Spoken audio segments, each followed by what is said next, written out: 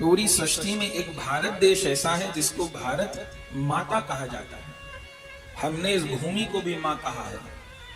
जन्म देने वाली माँ तो माँ है, ये भारत भी माता है, ये गंगा भी माता है और ये गैया भी माता है। ये सुखी हैं तो हम सब सुखी हैं। ये भारत भूमि जमीन का टुकड़ा नहीं है, ये इस विश्व का हृदय है। दुनिया में 3,500 नदियां हैं पूरे विश्व में, पर एकमात्र गंगा नदी इस भारत में बहती है, जिस गंगा नदी में अस्थियां डालने पर अस्थियां जल रूप हो जाती हैं।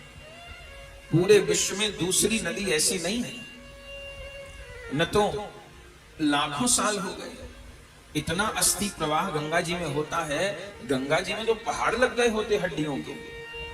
पूरे विश्व में कोई ऐसी नदी नहीं है जो अस्थियों को जल में बदल देती है।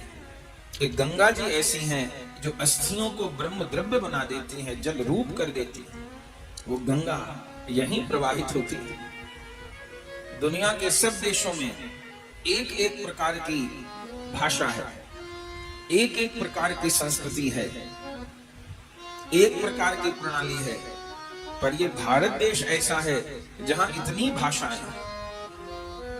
कोई क्षेत्र ऐसा है कि जहां गर्मी ही नहीं पड़ती, हमेशा सर्दी रहती है।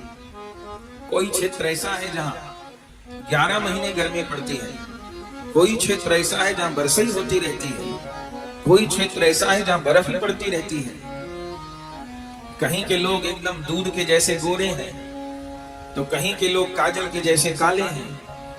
पूरी दुनिया में जितनी प्रकार के लोग मिलते हैं और पूरी दुनिया में जितने प्रकार के मौसम होते हैं, पूरी दुनिया में जितने प्रकार के फल पैदा होते हैं, पूरी दुनिया में जितने प्रकार का अन्न पैदा होता है, वो पूरे विश्व में जितनी प्रकार की जो वस्तु मिलती है वो अकेले भारत में प्राप्त होती है। ऐसा देश भी विश्व में दूसरा नहीं है।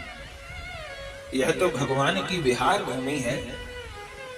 तो हम सब अपने भारतीय होने पर गर्व करें।